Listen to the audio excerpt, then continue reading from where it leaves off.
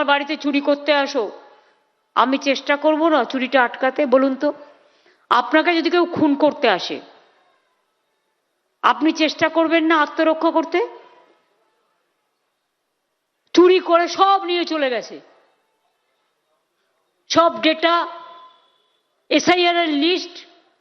কত অসহায় মানুষ চিঠি পাঠিয়েছে যে আমার নাম তোলেনি, আমাকে বাঁচান, আমার পরিবার অসহায়, এত লোক মারা গেছে। সব চুরি করে নিয়ে পালিয়েছে। ভোটের আগে মনে পড়ে নোটবন্দি, ভোটবন্দি, ভোটবন্দি, এজেন্সি, সারাক্ষণ শুধু হামলা করা আর মিথ্যে কথা বলা। করছে লুট, বলছে ঝুট, करते लूट बोलते झूठ। लेकिन एक बात याद रखना, साल पड़ोसी का तमन्ना आज हमारा दिल में है, देखते हैं जोर किसका बाजुए कातिल में है। इसका खिलाफ एर बिरुद्धे आगामीकाल बिकेल 3টের সময় আপনারা জমায়েত হয়ে যাবেন 2-2:30-এর মধ্যে। যে যেরকম পারবেন যাদবপুরে 8B বাস স্ট্যান্ডের সামনে জমায়েত হবে এবং ওখান থেকে মিছিল। রুট আমি সিপিকে অলরেডি বলেছি, পারমিশন নিয়েছি। যাদবপুর ফাঁড়ি হয়ে, আনোয়ারশাহ রোড হয়ে, টালিগঞ্জ হয়ে, গড়িয়াহাট হয়ে, রাসবিহারী হয়ে হাজরা এসে মিছিল শেষ হবে। আমি নিজে মিছিলটায় থাকবো। আমাকে যত ঘাটাবেন না, মনে রাখবেন বাংলার মাটি, এ মাটি সোনার চেয়েও খাঁটি। আঘাত করলে প্রত্যাঘাত করব, আঘাত করবেন না, একটাও কথা বলবো না। Silence is strength. কিন্তু রামকৃষ্ণ পরমহংসদেবের কথা আমি শুনি, আমি মানি। উনি কি বলেছিলেন জানেন? একটা সাপকে পাড়ার ছেলেরা খুব ইট মারত, যখন সে কামড়াতো না, রামকৃষ্ণ পরমহংসজি বলেছিলেন তুমি কাউকে কামড়াবে না। তো উনি সাপটা কামড়াতো না। এরপর তাই দেখে অনেকে ভাবলো আরে এ তো নির্জীব হয়ে গেছে, একে লাঠি মারো, একে ঢিল মারো। মার খেতে খেতে সে একদিন অসুস্থ হয়ে পড়ল। স্বামীজির কাছে, রামকৃষ্ণ পরমহংসদেবের কাছে এসে বলল, ঠাকুর তুমি আমায় কাউকে কামড়াতে বারণ করেছো, আমি তো কাউকে কামড়াই না। তখন রামকৃষ্ণ পরমহংসদেব বলছেন, আরে আমি তো তোমাকে কামড়াতে বারণ করেছি, ফোঁস করতে বারণ করেছে কে?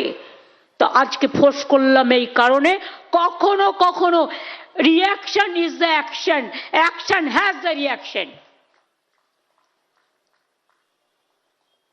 তুমি আমাকে এক গালে ঘুষি মারবে আর আমি কি আর একটা গাল পেতে দেবো? আমি তোমায় ঘুষি মারতে চাই না, আমি মারবো না। তোমাদের থেকে বড় ডাকাত আর কেউ নেই। দেশটাকে লুট করেছো, কোটি কোটি টাকা কামিয়েছো, নোটবন্দির নামে লোককে হ্যারাস করেছো, আধার কার্ডের নামে লোককে হ্যারাস করেছো। এখন ভোটের সময় বলছো Aadhaar card no value. Aadhaar card, PAN card, ration card, কার্ডের মালা। আর এখন বলছে নো স্যার, সবার নাম কেটে দাও। তাকে জিজ্ঞেস, তাকে তার হয়ে বলবার সুযোগ দিচ্ছে না। মেয়েদের নাম সব বাদ কেন জানেন? আরে বিয়ে হলে তার তো টাইটেল চেঞ্জ করে অনেকে, আবার অনেকে ডবল টাইটেল লেখে, আবার অনেকে চেঞ্জ করে না। এটা তার উপর নির্ভর করে, তার স্বাধীনতা। বিয়ে হলে মেয়ে বাপের বাড়ি থেকে শ্বশুর বাড়ি যায়, पिताजी का घर से ससुरालय जाता है, उसको एड्रेस चेंज होता है, तो उसको क्या गलती है? सब नाम काट दिया। सोचिए हमारा नाम बांग्ला में एक होता है, इंग्लिश में एक होता है। बांग्ला में मो तो एक हम लिखता है, लेकिन इंग्लिश में हमको MA ऐसा लिखना पड़ता है। तो आप क्या इंग्लिश और बंगाली एक साथ में कर देगा? पूछिए। हम मॉर्निंग को भोर बोलते हैं, तुम इंग्लिश में मॉर्निंग बोलते हैं, हिंदी में सुबह बोलते हैं। एक एक लैंग्वेज का एक एक प्रोनाउंसिएशन है, एक एक वर्ड होता है और उसका भाषा जानता है। और वो नाम पे किसी को नाम मनोज है, वो MONO जे कोई लिखता है, जी जे कोई एम ए लिखता है, क्यों आप ओ लिखा, क्यों ए लिखा? अच्छा অমর্ত্য সেন को কি বলেছো? অমর্ত্য সেনকে নোবেল জয়ী বলছে তোমার বাবার থেকে মায়ের বয়স ক বছর কম ছিল? 15 বছর। অমর্ত্য সেন জন্মেছেন কবে? আজকে তার 90-এর ওপর বয়স হয়ে গেল। তখনকার দিনে কি হতো? বিয়ে হতো কত বছরে? 10 বছরে, 11 বছরে, 12 বছরে। রাধা রামমোহন রায় সতীদাহ প্রথা নিবারণ করেছিলেন কেন? 14 বছরের মেয়ের সাথে 84 বছরের বিয়ে হলো। বউ মরে, বর মরে গেল, বউকে জ্বালিয়ে দেওয়া হলো। উইডোদের বিয়ে করার কোনো পারমিশন ছিল না। 10 বছর, 12 বছর, 14 বছরে যারা বিধবা হতো। ঈশ্বরচন্দ্র বিদ্যাসাগর বিধবা বিবাহ প্রচলন করলেন। আর এটা modern age. We have to accept our young generation, the reforms, the constructive positive way, the vision. You don't have the mission, Mr. Vanish Kumar.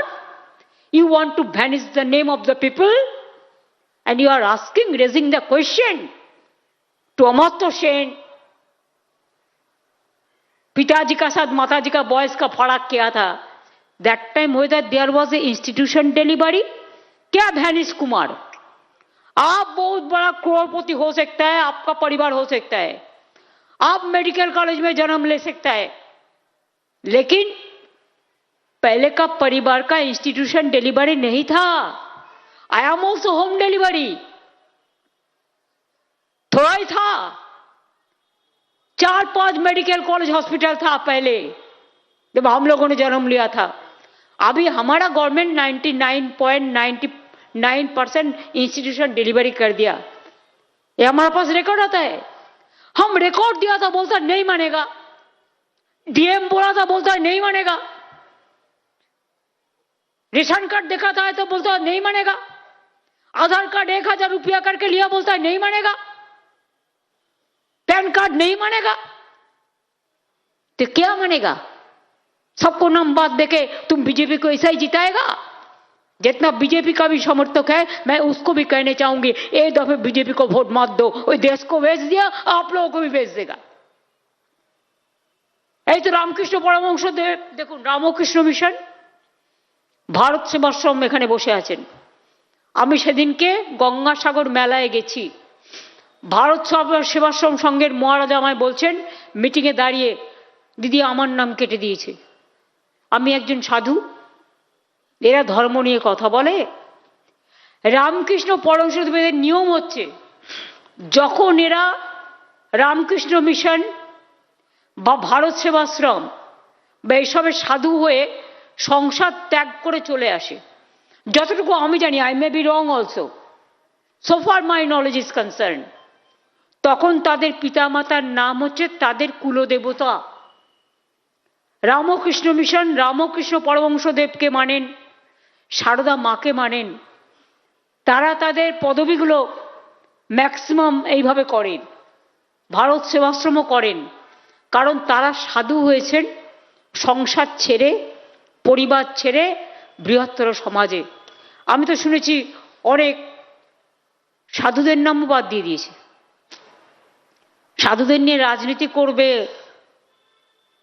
আর ভোটের অধিকার দেবে না, গণতন্ত্রের অধিকার দেবে না। এ হয় নাকি কখনো? জয় গোস্বামী বলুন তো, কত বিখ্যাত কবি, তাকেও এসআইআর নোটিশ দিয়ে পাঠিয়েছে, তার প্রায় 75-80 বছর বয়স হবে। অমর্ত্য সেন নোবেল জয়ী, 90 বছরের ওপর বয়স হবে, তাকে নোটিশ দিয়ে পাঠিয়ে দিয়েছে। দেব নাম্বার 1 ফিল্ম স্টার বেঙ্গলে, আমাদের 3 বারের এমপি, তাকেও নোটিশ দিয়ে দিয়েছে। বিবাহিত মেয়েদের সব নোটিশ পাঠাচ্ছে। অ্যান্টি উইমেন ইয়াং জেনারেশনকে ম্যাক্সিমাম ডিপ্রাইভ করছে, বলছে ফাইল করো অনলাইনে ফর্ম 6। কিন্তু কি করছে জানেন young generation? Please find out, number 4 fill up না করলে your name won't be enlisted. This is my information. Please If I am wrong, I will be happy. Please correct me and find out this also. Is it the democracy or the autocracy? Is it the conspiracy or is it the দেশবাসী যারা দেশের জন্য জীবন দেয় তারা আজকে জীবন বলিদান দিয়ে লাশ ঘরে চলে যাচ্ছে, কাঁদতে কাঁদতে চোখের জল ফেলে, যার মরবার কথা ছিল না। আগামী দিন ডিটেনশন ক্যাম্পে নাকি রাখবে, তাহলে সাধারণ মানুষ বিজেপিকে ডিটেনশন ক্যাম্পে রেখে দেবে। নিজেরা কোথায় থাকবে তার ঠিক নেই, বাংলার মানুষকে ডিটেনশন ক্যাম্পে রাখার আর এনআরসি করার ভয় দেখাচ্ছে। আমরা থাকলে কাউকে কিছু করতে দেব না, আমি সবাইকে ভালোবাসি, সব ধর্ম বর্ণ জাতি জেনে রাখবেন, আমাদের থেকেও আপনারা সবাই নিশ্চিন্ত। কোথায় কার অসুবিধা আছে, কোন ধর্মের, কোন বর্ণের, কোন জাতির, কোন কাস্টের, সবাই আমাদের ভাই বোন, এটা আমরা শিখেছি। ভাইয়ের মায়ের এত স্নেহ কোথায় গেলে পাবে কেহ, ওমা তোমার চরণ দুটি বক্ষে আমার ধরি, এই দেশেতেই জন্ম মাগো এই দেশেতেই মরি। এগুলো কখনো দ্বিজেন্দ্রলাল, কখনো রবীন্দ্রনাথ ঠাকুর, কখনো অতুল প্রসাদ, কখনো রজনীকান্ত, কখনো নজরুল, কখনো বাবা সাহেব আম্বেদকর, কখনো গান্ধীজি, কখনো নেতাজি, কখনো দেশবন্ধু, কখনো মাতঙ্গিনী, কখনো বিরসা মুন্ডা, কখনো ক্ষুদিরাম, কখনো প্রফুল্ল চাকি, কখনো রাজা রামমোহন রায়, কখনো ভগৎ সিং আজাদ, কখনো লালবাল পাল, কখনো বল্লভভাই পটেল, কখনো গান্ধীজি, কখনো নেতাজি, তারা বলে গেছেন, তারা আমাদের দেশের আইকন, আমরা তাদের কথা মেনেই চলবো। আমি তাই স্বামীজিকে প্রণাম জানিয়ে বলি, যে মানুষটি বলেছিলেন unity is strength and weakness is fall, এবং যে মানুষটি বলেছিলেন ভারতবর্ষের কল্যাণই আমার কল্যাণ আর ভারতবর্ষের মৃত্তিকা আমার গর্ব, আজ যদি তিনি বেঁচে থাকতেন তাহলে আমার মনে হয় তিনি প্রথম রুখে দাঁড়াতেন। আজকে বিবেকানন্দও নেই, রবীন্দ্রনাথ ঠাকুরও নেই, গান্ধীজিও নেই, নেতাজিও নেই, আম্বেদকরও নেই, মৌলানা আবুল কালাম আজাদও নেই, হয়তো তারা জীবন্ত দেহে নেই, কিন্তু আমি মনে করি তাদের বাণী আছে, তাদের উপদেশ আছে, তাদের আমরা প্রতিদিন ভোরবেলা উঠে তাদের দেখতে পাই, আমরা আমাদের আত্মা দিয়ে দেখি, হৃদয় দিয়ে দেখি। তারা বেঁচে থাকবে চিরকাল, তারা চিরজনীন, তারা বিশ্বজনীন, তারা স্মরণীয়, তারা বরণীয়, তারা নমনীয়, তারা প্রণমীয়। ভালো থাকবেন। সকলকে মহারাজদের কষ্ট করে এসছেন আমার অনেক প্রণাম জানাই, অনেক শ্রদ্ধা জানাই। সতীরাদা থ্যাংক ইউ, নন্দিনী সহ, সিপি সহ যত অফিসিয়ালসরা আছে, মিনিস্টারদের যাদের যা দায়িত্ব আছে খুব ভালো করে কাজ করবেন।